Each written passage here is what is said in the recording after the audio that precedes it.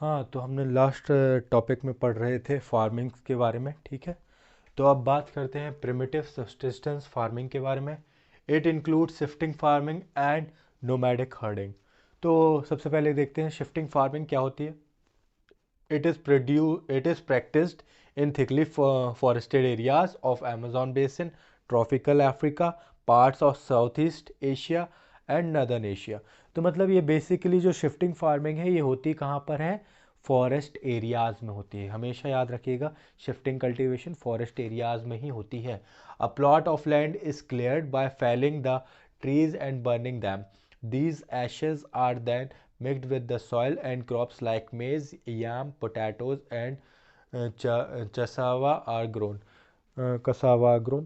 तो मतलब क्या होता है कि इसमें शिफ्टिंग कल्टीवेशन में क्या करते हैं, एक लार्ज एरिया ले लेते हैं, खेत एक लार्ज प्लॉट ले लेते हैं। उसमें क्या करते हैं, पूरे पेड़ों को काट देते हैं। जो भी फॉरेस्ट में पेड़ लगे होते हैं, जितनी लकड़ी यूज़ की है वो निकाल लेते हैं। बाकी सब क्या करते हैं, वो जो बचता हुआ है वो पूरे खेत में पूरे प्लॉट में क्या कर देते हैं, बिछा देते हैं। और बिछाने के बाद उसमें आग लगा देते हैं। आग लगाने से क्या होता है, वो जो राख बन जाता है, वो जो लकड़ी जलकर राख बन जाती है वो पूरे एरिया में बराबर फैल जाती है। और वो सॉइल को क्या कर देती है, फर्टाइल बना देती है। और फिर उसमें क्या करते हैं, 2 से 3 साल तक खेती करते हैं, प्रोडक्शन निकालते हैं जितना हो सके। After the soil loses fertility the land is abundant and the cultivators move to a new plot। और फिर जैसे ही क्या होता है, 2 से 3 साल खेती करने के बाद जब उनको समझ में आने लगता है कि अब कल्टीवेशन नहीं हो, मतलब इतना ज़्यादा प्रोडक्शन नहीं हो रहा है, तो इससे समझ में आ जाता है कि उसकी लैंड की फर्टिलिटी जा चुकी है, क्योंकि ये लोग ज़्यादा फर्टिलाइजर्स का या मैन्योर्स का यूज़ नहीं करते हैं। सीधा सीधा सिंपल मानसून पर डिपेंड करते हैं और सीधा खेती करते हैं। सिर्फ उन लोग क्या करते हैं, सीड्स को लगा देते हैं बस, ठीक है। तो जैसे ही समझ में आ जाता है कि कम का प्रोडक्शन होने लगा है, फर्टिलिटी जा चुकी है सॉइल की, तो उस लैंड को वो लोग अबंडेंट छोड़ देते हैं, मतलब छोड़ देते हैं, त्याग देते हैं और दूसरे लैंड की तरफ चले जाते हैं। फिर दूसरे लैंड पे भी क्या करते हैं, यही चीज़ फिर से दोहराते हैं, ठीक है। Shifting cultivation is also known as slash and burn agriculture. तो इसको स्लैश एंड बर्न भी कहा जाता है, याद रखिएगा। नॉर्मैडिक हर्डिंग, अब पढ़ेंगे nomadic herding. It is practice in the semi arid and arid region of Sahara, central Asia, some parts of India.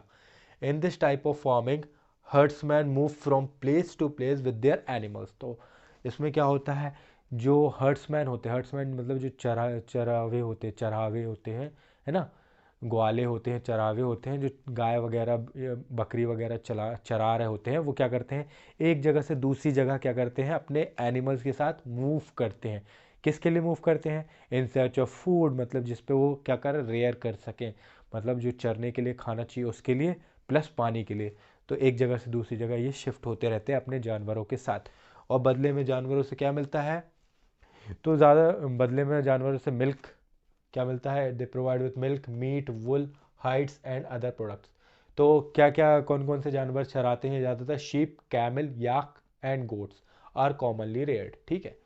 तो कमर्शियल फार्मिंग पढ़ते हैं अब, ठीक है। यहाँ पर अपना प्रिमिटिव वाला सब्सिस्टेंस फार्मिंग चला गया, अब कमर्शियल पे आते हैं। In this crops are grown and animals are reared for sale in market. मतलब ये फार्मिंग या ये जो गाय वगैरह चराते हैं या बकरी वकरी चराते हैं, तो ये किस चीज़ को सोच कर चराते हैं, ये चीज़ को क्या, कि इनको मार्केट में बेचना है, इसको इनको अपनी फैमिली को नहीं देखना, इनको मतलब मार्केट में बेच के प्रॉफिट कमाना है। तो खेती भी जो होती है, जो फार्मिंग भी होती है, वो लार्ज स्केल फार्मिंग में होती है, ठीक है, लार्ज प्रोडक्शन होता है उसका। There are cultivated and the amount of capital use is large.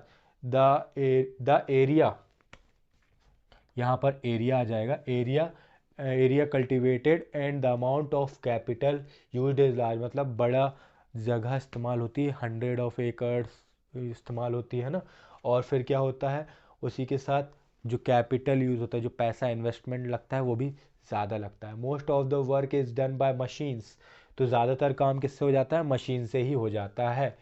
It includes commercial grains farming, mixed farming and plantation agriculture. तो इसमें भी 3 प्रकार की खेती होती है, एक कमर्शियल ग्रेन फार्मिंग होती है, फिर मिक्स फार्मिंग होती है और फिर प्लांटेशन एग्रीकल्चर। तो commercial grain farming crops are grown for commercial purpose, these are large farms with sparsely populated areas.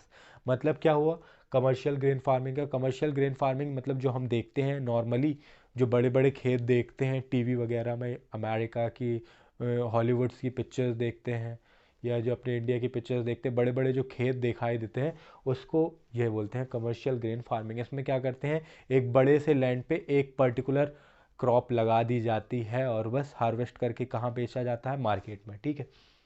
In mix farming the land is used for growing food, fodder crops and rearing life stock. मतलब ये जो multi mixed farming है, अपना mix farming में क्या होता है, इसमें अपने लिए, बेचने के लिए, प्लस जानवरों के लिए क्या लगाई जाती है, फसल लगाई जाती है। तीनों चारों टाइप की फसल, तीनों टाइप की फसल एक साथ लगी हुई होती है, ठीक है।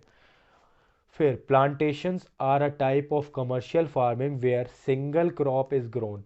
प्लांटेशन क्या होता है, प्लांटेशन एक ऐसी तरह की खेती होती है जहाँ पर सिंगल तरीके की फसल लगाई जाती है। जैसे टी प्लांटेशन होता है, कॉफ़ी प्लांटेशन होता है ना, तो गन्ने की मतलब अपना शुगर केन का प्लांटेशन हो गया, मेज़ का हो गया, तो ये सब क्या होता है, एक सिंगल तरीके की फसल लगी होती है पूरे में से।